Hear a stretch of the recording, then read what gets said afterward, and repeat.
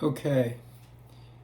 I've spoken about transference in the past, a fair amount, I think, but I want to speak again about this topic, transference.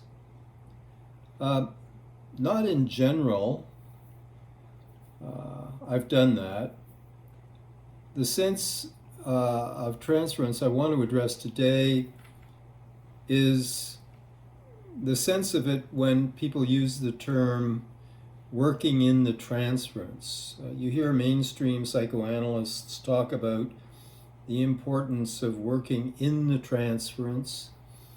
James Strachey, in his classic 1937 paper on the therapeutic action of psychoanalysis, argues that it is transference interpretations that are more likely to be mutative, that is, to bring about real therapeutic change.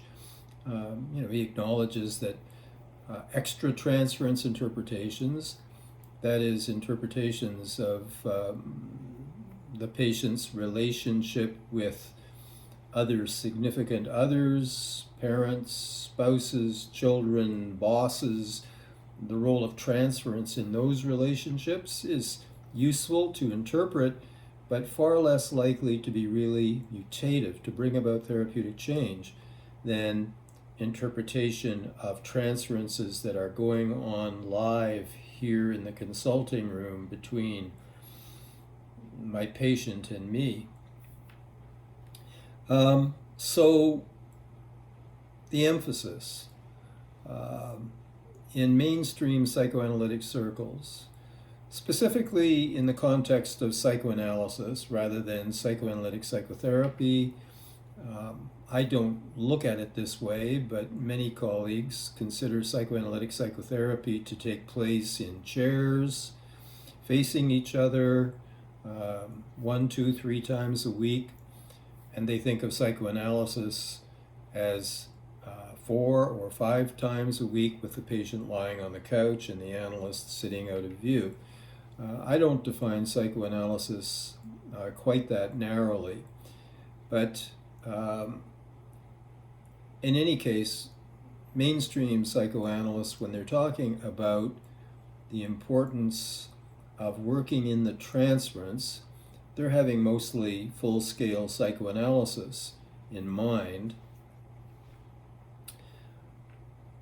So the importance of working in the transference, that means that one of the goals of the analyst is to create a situation which increases the likelihood, that facilitates the emergence of an intense transference. Transferences will always appear. They're ubiquitous in everyday life. We form transferences of one kind or another with everyone we meet, everyone we encounter. They may not be intense, they may be fleeting, they may be passing. And certainly patients bring that into therapy, any kind of therapy, with them. We will see transferences emerging for sure.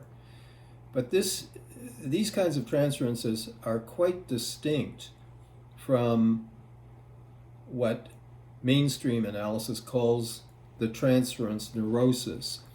This is a very intense transference. People say that as the transference neurosis develops, a lot of the symptoms that has brought the person into treatment in the first place may actually disappear, subside, and the new symptom is the patient's obsession with the analysis and with the analyst. The transference neurosis, patient can't really talk about anything else. The patient is very emotionally involved with the analyst and has very strong feelings, and there is a large element of repetition going on. If it's a neurotic level transference neurosis, it will be as if the analyst has become my father, my mother, my brother, my sister. The element of as if is maintained. Patient kind of feels as if the analyst really is his father, but he knows he's not. That's neurotic transference neurosis. If it's a more psychotic level transference neurosis, it's better to be called a transference psychosis. The as if element is gone, and we of course hope to avoid that, and a lot of that depends on diagnostic considerations in the assessment phase of the process. Okay, by the transference neurosis we mean intense feelings directed towards the analyst. And the mainstream idea is that we want this to emerge. The feeling is that only if it does emerge can real structural character change be brought about. So we want to facilitate its emergence. How do we facilitate this? By the frequency of sessions, by the use of the couch, by dim lighting in the analyst's office, by the analyst's relative neutrality and silence and non-self-disclosure, so that the analyst becomes something of an enigma. The analyst conducts himself in somewhat enigmatic ways. He may speak in subtle allusions rather than speaking very, very clearly and definitively. He cloaks what he has to say in a certain obscurity. And all of this facilitates the emergence of transference. Now, this is easily abused. All fraudulent gurus can use these techniques to create followers. But hopefully the analyst is a person of integrity who is using this technique in order to facilitate the emergence of an intense transference which is necessary for progress, deep progress. At a certain point, having evoked this transference, the analyst hopefully goes to work rationally through interpretation to help the patient understand what has happened, why it has happened, where it comes from in the past, how it has affected other relationships outside the analysis. Helps the patient understand the irrationality of what has happened, and helps the patient eventually to get over this and to master the transference and to dissolve the transference eventually in the final stages of the treatment. Okay, first you have to evoke this irrational, rather primitive phenomenon. And then once it has emerged, you now have it in the laboratory with you, so to speak, and now you go to work on it to help the patient become enlightened about their tendency to form these kinds of transferences and why, and the trouble that it leads to, and how to get over it, essentially to grow up. Okay. Unfortunately, part two, the interpretation and gradual deconstruction of this transference neurosis doesn't always happen so well. More disturbed patients are very ready to fall into a transference neurosis. Not always easy to help them get out of it. Certainly, the analyst has to be very clear that his goal is to facilitate its emergence and then roll up his sleeves and go to work to dismantle it. I think sometimes analysts have allowed it to go on way too long. They've left it insufficiently analyzed. Perhaps the analyst has found gratification in being essentially similar to a cult leader, found gratification in being idealized. This is corruption. This is a corruption of the process. One wishes this didn't happen, but I think it does sometimes happen.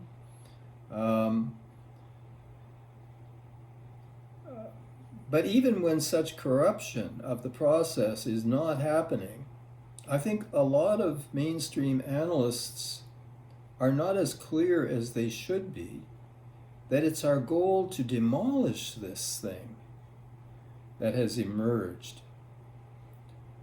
And analysts need to be reminded, and certainly young analysts in training need to be reminded that when Freud wrote early on,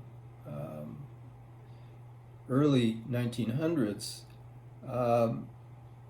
about the erotic transference, he was writing about transference as resistance.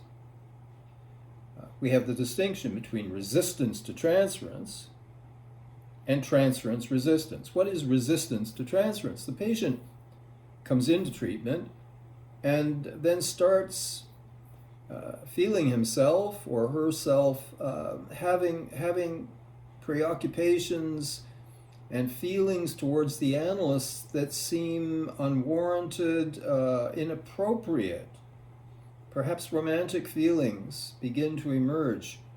Even sexual feelings begin to emerge, or strong idealizing feelings begin to emerge, and the patient feels that this is strange and kind of inappropriate, and they try to resist these feelings. They try to get rid of these feelings, and commonly they displace these feelings onto someone outside the analysis. So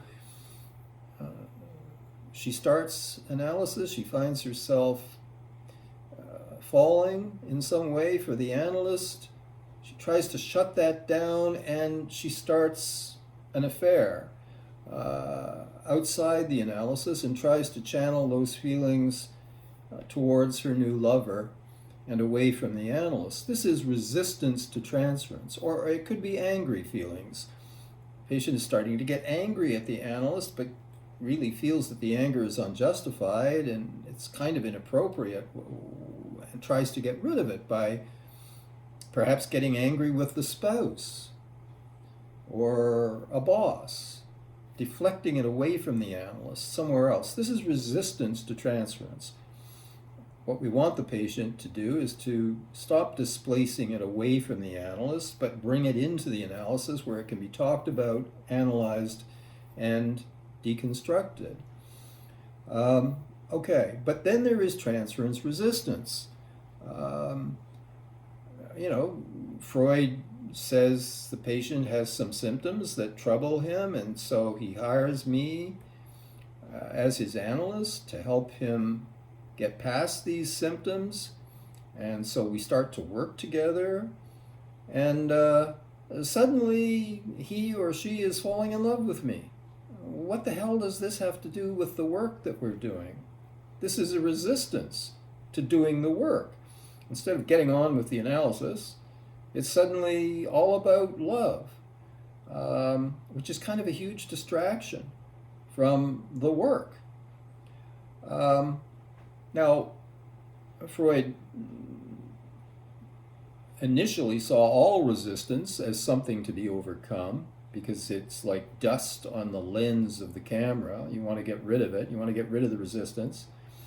But over time, he developed a friendlier attitude towards the resistance because he saw the resistance as itself something that needs to be analyzed, and it becomes kind of the bread and butter of the analytic process. We analyze the patient's resistances,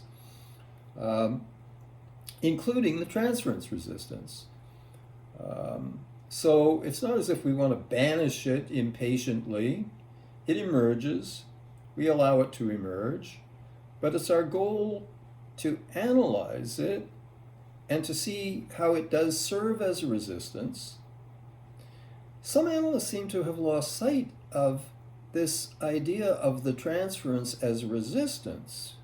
They're so emphasizing the importance of working in the transference that they sometimes seem to lose sight of the fact that the transference is a resistance. The transference needs to be analyzed and deconstructed. By analyzed, I don't mean indulged and talked about forever. I'm talking about analyzing it, pointing out its irrationality, pointing out its irrelevance, understanding where it's coming from, understanding the irrational driven nature of the transference, in order to dispel the transference, not to displace it onto someone else, but to understand where it comes from. To come to understand oneself as kind of addicted to forming these transferences, because again and again and again, I'm attempting to turn every woman into a mother in the hopes that this mother will be able to finally give me what I could never get from my own mother.